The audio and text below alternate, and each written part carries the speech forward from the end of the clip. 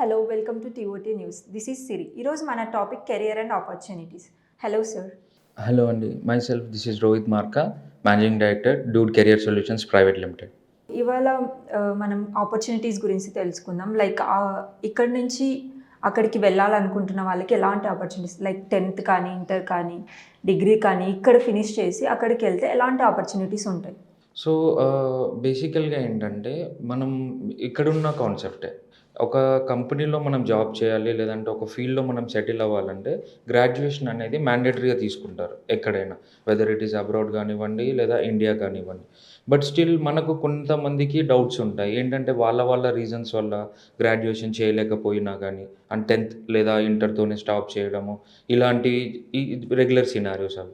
So, వాళ్ళకేంటంటే first thing మీరు గనుక గ్రాడ్యుయేట్ అయితే ఆల్రెడీ, ఇక్కడ నుంచే మీరు వర్క్ పర్మిట్ అప్లై చేసుకోవడానికి ఫెసిలిటీస్ ఉన్నాయి. ఇంతకుముందు అనంటే ముందు స్టూడెంట్ వీసా మీద వెళ్ళి, తర్వాత అక్కడ జాబ్ చేసుకుంటూ అలా చేసుకోవడం ఉండేది. బట్ డే బై డే ఏమవుతుందంటే కొన్ని కంట్రీస్ కొత్త రూల్స్ అండ్ రెగ్యులేషన్స్ తీసుకొస్తుంది. వీటినే మనం స్కిల్డ్ లేబర్ అని చెప్పేసి అంటాం. ఏంటంటే ఏదైనా ఒక డొమైన్‌లో అది ఐటీ గానివ్వండి, నాన్ ఐటీ గానివ్వండి, లేదంటే ఇండస్ట్రియల్ పర్పస్ అయినా, దాంట్లో ట్రైన్డ్ అయ్యి, దాంట్లో వర్క్ ఎక్స్‌పీరియన్స్ ఉంటే, మీరు ఇలాంటి డొమైన్ మీదనే వేరే కంట్రీస్‌కి జాబ్స్ అప్లై చేసుకోవచ్చు. సపోజ్ జర్మనీలో ఏమంటారంటే జాబ్ సీకర్ వీసా అని అంటారు బేసిక్‌గా. దీనికి ఏంటి గ్రాడ్యుయేషన్ మ్యాండేటరీగా అడుగుతారు. ఇక్కడున్న ఏదైతే ఫీల్డ్‌లో మీరు చేస్తున్నారో సేమ్ రెజ్యూమ్ మీరు అప్‌లోడ్ చేసేసుకొని, అక్కడున్న ఎంప్లాయర్ మిమ్మల్ని ఇంటర్వ్యూ తీసుకోవడము, ఒకవేళ మీరు సెలెక్ట్ అయిపోతే వర్క్ వీసా అది పర్మిట్ చేయడము ఇలాంటివి జరుగుతుంది. సపోజ్ గ్రాడ్యుయేషన్ లేదు. ఓన్లీ ఇంటర్ వరకే మనం ఉన్నాము. కానీ అబ్రాడ్ ఎళ్ళాలన్న డ్రీమ్ ఉంది మనకి. ఇది ఏంటంటే బేసిక్‌గా మనకి కాంట్రాక్చువల్ లేబర్ వర్క్స్ అని అంటారు. ఇంతకుముందేంటంటే అరబ్ కంట్రీస్‌లో వీళ్ళని బల్క్‌గా తీసుకొనెళ్ళేసి కన్‌స్ట్రక్షన్ వర్క్స్‌లో గానివ్వండి, లేదంటే మైన్స్‌లో గానివ్వండి, లేదంటే డైలీ వేజ్ లేబర్‌లో గాని అలా తీసుకొనెళ్ళేవాళ్ళు. సో, అలాంటి జాబ్స్ గూడా మనం రెప్యూటెడ్ కొన్ని ఇక్కడ గవర్నమెంట్ రికగ్నైజ్డ్ థింగ్స్ ఉన్నాయి. ఏంటంటే గవర్నమెంటే వాటిని ప్రోత్సహిస్తుంది. ఇప్పుడు తెలంగాణ గవర్నమెంట్ గూడా స్టార్ట్ చేసింది. ఏంటంటే ఇక్కడున్న టీచర్స్‌ని గూడా తీసుకొనెళ్ళేలాగా మీరు అప్లై చేసుకోవచ్చు సేమ్ డొమైన్‌లో అని కొన్ని వెబ్‌సైట్ ఇచ్చారు. సో, వాటికి మన రెజ్యూమ్ అప్‌లోడ్ చేసుకొని దాంట్లో గూడా చేసుకోవచ్చు. 10th అనేది బేసిక్‌గా ఎవరు కన్సిడర్ చేయరు. అది అంటే ఆ ఏజ్ గానివ్వండి, లేదంటే ఆ ఉన్న ఒక్క క్వాలిఫికేషన్ గానీ, ఆల్మోస్ట్ 90% కేసెస్‌లో ఓన్లీ 10థ్‌ని ఎలిజిబిలిటీ కిందకి తీసుకోరు. అట్‌లీస్ట్ ఒక 12థ్ స్టాండర్డ్ నుంచి ఉంటే, మంచి ఎక్స్‌పీరియన్స్ ఉంది అనుకుంటే, దాని నుంచి కన్సిడర్ చేసుకుంటూ వర్క్ పర్మిట్స్ అప్లై చేయొచ్చు. సో, ఇప్పుడు మనం డిస్కస్ చేసుకున్నాం డిగ్రీ అండ్ ఇంటర్, 10th వాళ్ళ కోసం. సో, గ్రాడ్యుయేషన్ అనేదైతే మ్యాండేటరీ థింగ్. అదొకటి నోటీస్ చేయాలి మనము. గ్రాడ్యుయేషన్ ఉన్న తర్వాత ఇక్కడ నుంచే మనం వర్క్ పర్మిట్ అనేది అప్లై చేసుకోవచ్చు. ఇది ఆఫర్ చేస్తున్న కంట్రీస్ ఏంటంటే యూఎస్‌లో దీన్నే హెచ్-1 అంటారు. సో, ఇక్కడి నుంచే మీరు చేస్తున్న వర్క్ నుంచే మీరు ఈ వీసా అనేది అప్లై చేసుకోవచ్చు. ఎవ్రీ ఇయర్ మార్చ్, ఏప్రిల్‌లో ఈ యూఎస్ హెచ్-1బీ స్లాట్స్ అనేవి ఉంటాయి. మీ ఎక్స్‌పీరియన్స్ కానివ్వండి, ఎడ్యుకేషన్ డీటెయిల్స్ అన్నీ కానివ్వండి, వాటిని బేస్ చేసుకొని యూఎస్‌కి అప్లై చేసుకోవచ్చు మనం. యూకేలో దీన్నే టైర్ 1, టైర్ 2 వీసా అని అంటారు. సేమ్ ప్యాటర్న్ సేమే ఉంటుంది. ఏంటి అంటే మనకి మీకిక్కడున్న రెజ్యూమ్‌తోనే యూకేలో ఉన్న ఎంప్లాయర్ ఇంటర్వ్యూ చేస్తారు మిమ్మల్ని. వాళ్ళ టర్మ్స్ అండ్ కండిషన్స్ సాటిస్ఫై గనుక చేయగలిగితే వాళ్ళొక ఇన్విటేషన్ లెటర్ పంపిస్తారు. సో, అదే మీకిక్కడ వీసా అప్లై చేయడానికి యూజ్ అవుతది. Same thing is with New Zealand and Australia also. ఇదే ప్యాటర్న్‌లో ఫాలో అవుతా ఉంటారు. ఓకే. సో, ఒకవేళ అక్కడ మాస్టర్స్ చేసేసి, అక్కడ మాస్టర్స్ ఫినిష్ చేసి, ఇక్కడికొచ్చి జాబ్ చేయాలనుకుంటుంటారు కొంతమంది ఉంటారు. అవును. లైక్ వాటెవర్ ఫ్యామిలీ సిట్యుయేషన్స్ కానివ్వండి. హ్మ్. సో, ఇక్కడికొచ్చి జాబ్ చేయాలంటే వాళ్ళకెలా ఉంటది ఆపర్చునిటీస్? సో, బేసిక్‌గా ఆపర్చునిటీస్ అనేవి ఈక్వల్‌గానే ఉంటాయి. అక్కడ మాస్టర్స్ చేసి ఇక్కడొచ్చినా గానీ, ఫస్ట్ వాళ్ళకి ఒక ఇన్ఫీరియారిటీ ఉంటది బేసిక్‌గా ఏంటి అనంటే, నేను అబ్రాడ్ ఎళ్లి చదువుకొనొచ్చాను. ఇక్కడ కన్సిడర్ చేస్తారా? చెయ్యరా? అనేది ఒక పాయింట్ అయితే, అసలు తను జాబ్ చేయగలుగుతాడా? లేదా? ఎందుకంటే ఒకలాంటి లైఫ్ స్టైల్‌కి అలవాటు పడి ఉంటారు బేసిక్‌గా వాళ్ళు. సో, దాని నుంచి రావడానికి కొంత టైం పడుతుంది. బట్ ఆపర్చునిటీస్ ఈక్వల్‌గానే ఉంటాయి. ఇప్పుడు రెజ్యూమ్ మెయిన్‌గా మనకు జాబ్ ఓరియెంటెడ్ థింగ్‌లో ఇంపార్టెంట్ థింగ్ ఏంటిదనంటే రెజ్యూమ్.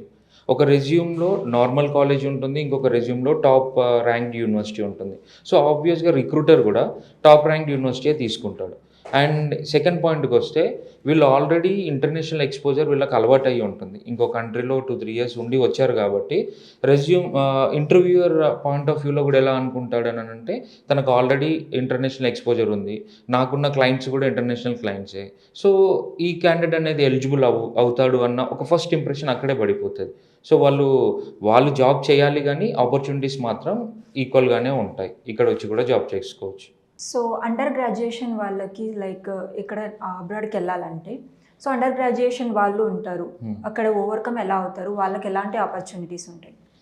ఓకే. పర్టిక్యులర్‌గా అండర్ గ్రాడ్యుయేషన్ అంటే మనం సపోజ్ ఇంటర్ గురించి మాట్లాడుకుందాం. 10థ్ అనేది బేసిక్ క్రైటీరియా కాబట్టి, సో, ఇప్పుడు మనం చూస్తూనే ఉంటాం. చెన్నై రీజియన్ పీపుల్ అనేవాళ్ళు మలేషియాకి ఎక్కువ మైగ్రేట్ అవ్వడం. అంటే Malaysia is equal to another Chennai అని ఒక టాక్.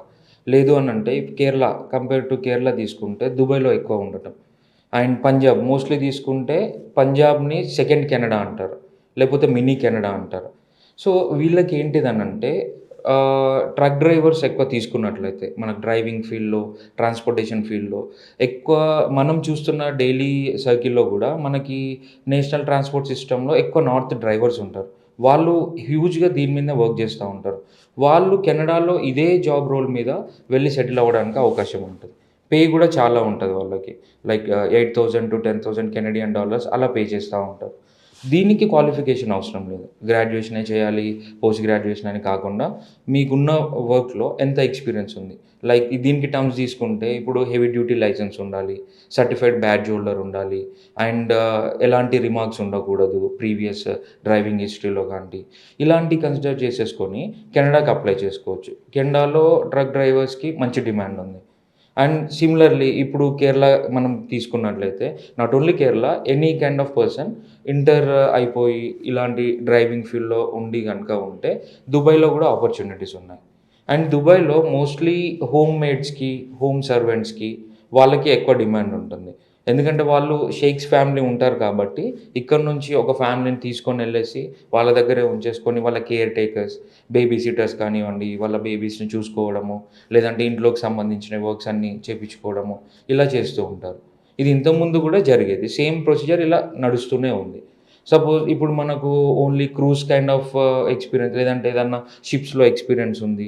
మర్చెంట్ నేవీ చేసిన వాళ్ళు సరిపోతుంది. దీనికేంటంటే ఐటీఐలో గూడా ఉంది దీనికొక కోర్స్. మర్చెంట్ నేవీ అని గూడా అంటారు. 12తో పాటు ఇది చేసిన వాళ్ళు ఈ జాబ్స్‌కి అప్లై చేసేసుకోవచ్చు. షిప్స్‌లో వాళ్ళకి వర్క్స్ అలా అన్నీ దొరికిపోతుంటాయి. అండ్ నాట్ ఓన్లీ దిస్ ఇప్పుడు నర్సింగ్ గూడా మంచి డిమాండ్ ఉంటుంది. సో, నర్సింగ్ అనేది బేసిక్‌గా ఒక కోర్స్ లాగా కాకపోతే ఒక మన గ్రాడ్యుయేషన్ లాగా 3 ఇయర్స్, 4 ఇయర్స్ కాకపోయినా దాంట్లో గూడా కొన్ని క్రైటీరియాస్ ఉన్నాయి. యూకేలో గూడా నర్సెస్‌కి మంచి డిమాండ్ ఉంది. వాళ్ళు ఓల్డ్ ఏజ్ హోమ్స్‌కి రిక్రూట్ చేసుకుంటారు. ఇందాక మనం మాట్లాడుకున్నట్టు టైర్ 2 వీసాలో వీళ్ళు గూడా అప్లై చేయొచ్చు. అక్కడేంటంటే ఆ ఓల్డ్ ఏజ్ హోమ్‌లో వాళ్ళకి వీళ్ళు సర్వీస్ చేస్తూ ఉండడం కానివ్వండి. ఎందుకంటే వాళ్ళకేంటంటే కేర్ టేకర్స్ గావాలి. అంటే ఇది చాలా రోజుల నుంచి ఉన్నదేంటిదంటే ఇండియన్స్‌కి కొంచెం పేషెన్స్ ఎక్కువ అనేది అందరికీ తెలిసిన విషయమే. సో, వీళ్ళైతేనే ఓపికగా చేయగలుగుతారు అనేది వాళ్ళకి గూడా తెలుసు కాబట్టి ఇక్కడి నుంచి తీసుకొనెళ్తారు. ఓకే. సో, +2 సరిపోతుంది దీనికి. ఈ ఇలాంటి వాళ్ళకి ఈ జాబ్స్ అన్నీ అప్లై జేసుకోవచ్చు. ఓకే. సో, గ్రాడ్యుయేషన్ వాళ్ళకి ఏ కంట్రీ ప్రిఫరబుల్? అంటే లైక్ ఎలా చూస్ చేసుకోవాలి? అండర్ గ్రాడ్యుయేషన్ వాళ్ళు ఎలా చూస్ చేసుకోవాలి?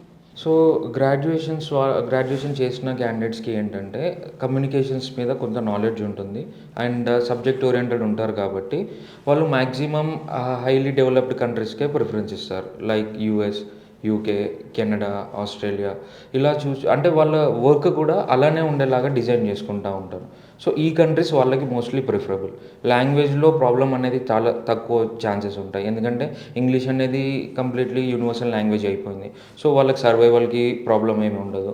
అండ్ ఆల్రెడీ గ్రాడ్యుయేట్ చేసి ఉన్నారు కాబట్టి వాళ్ళకొక లైఫ్ స్టైల్ అలవాటు ఉంటది. సో, ఎలా ఉంటది, ఎలా సస్టైన్ అవ్వాలి ఏంటిదనేది ఉంటుంది. సో, ఈ కంట్రీస్ అనేది మోస్ట్‌లీ వీళ్ళకు ప్రిఫరబుల్‌గా ఉంటుంది. అండ్ అండర్ గ్రాడ్యుయేట్స్‌కి సపోజ్ 12థ్ పాస్ అవుట్ అయిన వాళ్ళకి ఎలా అనంటే mid level countries like UAE, Dubai కానివ్వండి, సౌదీ అరేబియా, మలేషియా, సింగపూర్ ఇలాంటి కంట్రీస్‌లో వాళ్ళకి జాబ్స్ కూడా అదే లెవెల్‌లో ఉంటాయి. ఏంటంటే వీళ్ళు ఎక్కువ బయటికి ఎక్స్‌పోజ్ అవ్వరు. వీళ్ళు చేసే జాబ్స్‌కి. సపోజ్ డ్రైవింగ్ ఫీల్డ్ తీసుకున్నామనుకోండి. వాళ్ళు డ్రైవ్ చేసుకుంటారు, వచ్చేస్తారు. మళ్ళీ as usual they go to their home. అక్కడ స్టాప్ అయిపోతుంది. సో వాళ్ళకు కూడా ఏంటంటే ఎక్కువ కమ్యూనికేషన్స్తో పని లేదు. మెయిన్గా చెప్పాలంటే నలుగురితో మాట్లాడాలి లేదా ఏదైనా చేయాలి అనేది వాళ్ళకు భయపడాల్సిన పని ఉండదు వీటికి. అండ్ కుకింగ్ ఫీల్డ్లో కూడా సేమ్. కుకింగ్ వాళ్ళు కూడా ఏంటి, వాళ్ళు వస్తారు, వాళ్ళు పని చేసుకుంటారు, హౌస్ని కేర్ చేస్తూ ఉంటారు. సో ఇలాంటి డొమైన్స్లో ఏంటంటే వాళ్ళకి ఇప్పుడు కుకింగ్ మంచి వంట తెలిసి ఉండాలి, కానీ దానికి డిగ్రీ చేయాల్సిన పని లేదు. సో ఇలాంటి వాళ్ళు ఆటోమేటిక్గా వెళ్ళేసి ఈ యూఏఈ ఫీల్డ్లో దీంట్లో ఈ కంట్రీస్లో సెట్ అవ్వచ్చు. సేమ్ మలేషియాలో కూడా సేమ్. ఒకవేళ మనకి ఏదైనా బోట్ ఎక్స్పీరియన్స్ ఉంది లేదా యాచ్లో పనిచేసిన వాళ్ళు కానివ్వండి, దీంట్లో ఏదైనా ఎక్స్పీరియన్స్ ఉంటే మనకు హోటల్ మేనేజ్మెంట్ అండ్ క్రూజ్ ఇండస్ట్రీలో అక్కడ వర్క్ చేసుకోవచ్చు. అండ్ ఏ కంట్రీ చూస్ చేసుకోవాలి, ఎలా వెళ్ళాలి, లేకపోతే ఇది నాకు సెట్ అవుతుందా లేదా అనేది క్యాండిడేట్ ఫస్ట్ ఏంటంటే ఫస్ట్ థింగ్ ఏంటంటే మనకి మోర్ దాన్ మనీ హెల్త్ అనేది ఇంపార్టెంట్. సో ఆయన హెల్త్ హీ ఆర్ షీ వాళ్ళ హెల్త్ కండిషన్ అనేది ఆ కంట్రీకి సూట్ అవుతుందా లేదా ఫస్ట్ చేసుకోవాలి. సో ఇప్పుడు దుబాయ్ తీసుకున్నాము, చాలా ఎండలు ఉంటాయి అనేది అందరికీ తెలిసిన టాకే. సో కెనడా చూసుకున్నాము, -90 లేదా -70 అలా టెంపరేచర్స్ ఉంటాయి అని కూడా తెలుసు. సో వీళ్ళ హెల్త్ కండిషన్ సపోర్ట్ చేసేలాగా ఫస్ట్ చూస్ చేసుకోవాలి. డబ్బులు ఎక్కువ వస్తున్నాయి కదా అని చెప్పేసి మనకు తెలియని కంట్రీ కానీ మనకు హెల్త్కి సహకరించని కంట్రీ వెళ్తే ఇబ్బంది అవ్వాల్సి వస్తుంది. సో ముందు ఆ క్లైమాటిక్ కండిషన్స్ ఒకటి చూస్ చేసేసుకొని దాన్ని బట్టి డిసిషన్ తీసుకోవాల్సి ఉంటుంది మోస్ట్లీ. అండ్ సెకండ్ పాయింట్ వచ్చేసి ఫుడ్ హ్యాబిట్స్. వీళ్ళు ఇక్కడ తీసుకునే ఫుడ్ అక్కడ వాళ్ళకి దొరికే ఫుడ్. సో ఏమన్నా ఆబ్వియస్గా ఇక్కడ ఉన్నది అయితే అక్కడ ఉండదు, కానీ రిలేటబుల్గా ఏమన్నా ఉందా, ఆ ఫుడ్ అనేది నాకు సర్వైవల్కి సరిపోతుందా అనేది ఇలా చూస్ ఈ చిన్న చిన్న థింగ్స్ ఏంటంటే అక్కడికి వెళ్ళిన తర్వాత వాళ్ళకి ఏదైనా హెల్త్ ప్రాబ్లం వస్తే వాళ్ళు ఇంత ఇన్వెస్ట్ చేసిన టైం అంతా వేస్ట్ అవుతుంది, మళ్ళీ డిసప్పాయింట్ అవుతారని. సో ముందే క్లారిటీగా ఆ కంట్రీ యొక్క climate conditions and living conditions check చేసుకొని వెళ్తే వాళ్ళకి ఈజీగా ఉంటుంది. సో ఇక్కడ మనకి కన్స్ట్రక్షన్ ఫీల్డ్లో ఎక్స్పీరియన్స్ ఉన్న వాళ్ళు, కాంట్రాక్చువల్ లేబర్స్లో వర్క్ చేసే వాళ్ళు చాలామంది ఉంటారు. సో వీళ్ళు ఏంటంటే దుబాయ్కి ఎక్కువ ప్రిఫరెన్స్ ఇస్తూ ఉంటారు, ఎందుకంటే Dubai it's rapidly growing country అది. సో దాంట్లో వీళ్ళు ఇక్కడ నుంచి వెళ్తారు, ఇట్స్ ఫైన్, వాళ్ళకి చాలా ఆపర్చునిటీస్ కూడా ఉంటాయి.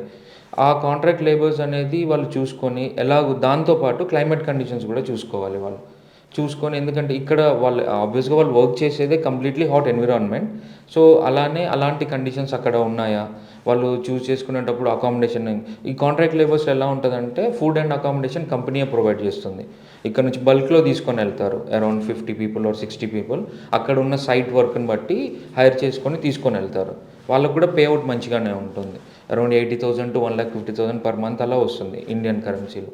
సో వాళ్ళు ఎక్కడ స్టే చేస్తున్నారు, ఫుడ్ ఏం కూడా కంపెనీ ప్రొవైడ్ చేస్తుంది, ఇది కూడా వీళ్ళు చూస్ చేసుకోవాలి వెళ్ళే ముందే.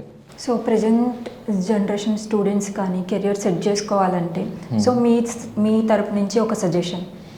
నేనేం చెప్తానంటే year by year, generation by generation technology అనేది చాలా ర్యాపిడ్గా డెవలప్ అవుతూ వస్తుంది. సపోజ్ ఇప్పుడు నేను గ్రాడ్యుయేషన్ చేసే టైంలో స్మార్ట్ ఫోన్స్ లేవు, అప్పుడు only normal phones, text messages ఉండే. అండ్ మా పేరెంట్స్ టైంలో ఫోన్సే లేవు. ఇప్పుడు వచ్చే కిడ్స్కి లేదా ఇప్పుడు వచ్చే గ్రాడ్యుయేట్స్ కానివ్వండి, 10th 12th స్టూడెంట్స్ వాళ్ళకి కాలేజ్కి మొబైల్స్ క్యారీ చేస్తున్నారు, and that to brand new smart phones తీసుకెళ్తున్నారు. సో నేనేం చెప్తున్నా అంటే టెక్నాలజీ అనేది ర్యాపిడ్గా డెవలప్ అవుతుంది, అండ్ స్టూడెంట్ యొక్క మైండ్ సెట్ కూడా దానికి తగ్గట్టుగానే ఫాస్ట్గా వెళ్ళిపోతూ ఉన్నది. వాళ్ళు ఏదైతే కెరియర్లో చూస్ చేసుకుందాం అనుకుంటున్నారో, సపోజ్ నేనేం అవ్వాలి అనుకునేది వాళ్ళు ఒక 2 years ప్రీ ప్లాన్గా ఉంటే వాళ్ళకి ఎప్పటికైనా యూస్ఫుల్ థింగ్. జనరల్గా అందరు చేసే మిస్టేక్ ఏంటి అని అంటే, మనం ఇంటర్ చేస్తున్నాం, ఇప్పుడు గ్రాడ్యుయేషన్ ఎప్పుడు చేయాలి, ఇంటర్ అయిపోయిన తర్వాత చేయాలి, సరే ఇంటర్ ఎగ్జామ్స్ అయ్యాక రిజల్ట్స్ వచ్చాక చూసుకుందాంలే అన్న మైండ్ సెట్ కాకుండా లాస్ట్ ఇయర్లో ఉన్నప్పుడే ప్రీ ప్లాన్డ్గా ఏ కోర్సెస్ నాకు అవైలబుల్ ఉంది. అండ్ అన్నిటికన్నా ఫస్ట్ అండ్ ఫార్మోస్ట్ థింగ్ ఏంటంటే ఫస్ట్ నాకేం సూట్ అవుతుంది. ఇప్పుడు నేను ఏ పాత్ చూస్ చేసుకుంటే ఫెయిల్ అవ్వకుండా సక్సెస్ అవ్వగలుగుతాను, ఇది వాళ్ళు ఫస్ట్ అర్థం చేసుకోవాల్సిన థింగ్. అందరూ ఎండ్ ఆఫ్ ద డేకి వచ్చిన తర్వాత ఇష్టం లేని జాబ్ చేయటమో లేకపోతే రాని సబ్జెక్ట్లోకి దిగి తంటాలు పడ్డమో ఇవి జరుగుతూ ఉంటాయి. అలా కాకుండా మ్యాథ్స్ ఇంట్రెస్ట్ లేదు, లేకపోతే మ్యాథ్స్ నీతో వర్కౌట్ అవ్వదు అంటే మ్యాథ్స్ పక్కన పెట్టి ఇంకేం కెరియర్ ఆప్షన్స్ ఉన్నాయి, అలా ముందే ప్రీ ప్లాన్ చేసుకుంటూ వెళ్ళిపోతూ ఉంటే ఈజీగా వాళ్ళకి ఇబ్బంది ఉండదు, పేరెంట్స్కి ఇబ్బంది ఉండదు, తెలిసిన సబ్జెక్టే కాబట్టి వాళ్ళు ఈజీగా రాణించగలుగుతారు ఏ డొమైన్లో అయినా. సో ఏదైనా కానీ ఒక 2 years ప్రీ ప్లాన్డ్గా ఉంటే అన్ని, అండ్ మోర్ ఓవర్ దాంట్లో కూడా ఏ డొమైన్లో సెలెక్ట్ చేసుకోవాలి, ఏ కెరియర్లోకి వెళ్ళాలనేది ముందే డిసైడ్ చేసుకొని ఉంటే వాళ్ళకి ఈజీగా ఎలాంటి హ్యాసిల్ లేకుండా వాళ్ళు సెట్ అవ్వగలుగుతారు.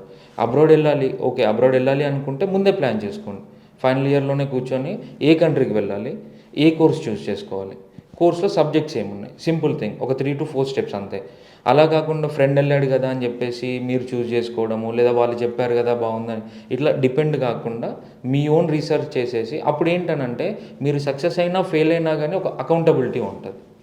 సో దాన్ని బట్టి చూస్ చేసుకొని ముందే ప్రీ ప్లాన్డ్గా ఆర్గనైజ్ చేసుకుంటే పేరెంట్స్ ఆబ్వియస్గా సపోర్ట్ చేస్తారు. వాళ్ళు ఎప్పుడు నో చెప్పరు, ఏంటంటే జాగ్రత్తగా ఉండమని చెప్తారు అంతే. జాబ్ అయితే జాబ్, ఇలా ఓవర్సీస్ అయితే ఓవర్సీస్, ప్రీ ప్లాన్డ్గా ఉండి ఎలాంటి డీవియేషన్స్ లేకుండా. ఏంటంటే ఇప్పుడు ఈ టీనేజ్ అనేది 19 to 25 ఇయర్స్ ఆఫ్ ఏజ్, అది మోస్ట్లీ మనం మోటివేట్ అవ్వడానికంటే డీమోటివేట్ అవ్వడానికే చాలా ఛాన్సెస్ ఉంటాయి. లైక్ రెగ్యులర్ డిస్ట్రాక్షన్స్, హ్యాంగ్అవుట్స్ కానీ, లేకపోతే పార్టీ కైండ్ ఆఫ్ ఫ్రీక్అవుట్స్ కల్చర్ చూస్తూనే ఉన్నాం మనం టీవీలో. సో అలాంటి వాటికి ఇప్పటి నుంచే మీరు ఫోకస్డ్గా ఉండి కొంచెం స్టేబుల్గా, కొంచెం కంట్రోల్గా ఉంటే కెరియర్ అనేది అలా అని చెప్పి కంప్లీట్గా ఎంజాయ్ చేసేసి ఆపేసి 24 గంటలు బుక్స్ పట్టుకోమనే కాదు, మీరు కంట్రోల్గా ఉండాల్సినంత వరకు ఉండేసి మిగతా rest of the time you can do what ever you want. అలా ప్రీ ప్లాన్డ్గా ఉంటే అటు పేరెంట్స్కి ఇబ్బంది లేకుండా వీళ్ళు కూడా హ్యాపీగా సెట్ అయిపోతారు వాళ్ళు నచ్చిన డొమైన్లో. ఇలాంటి మరిన్ని లేటెస్ట్ అప్డేట్స్ కోసం టీఓటీ న్యూస్ని సబ్స్క్రైబ్ చేసుకోండి.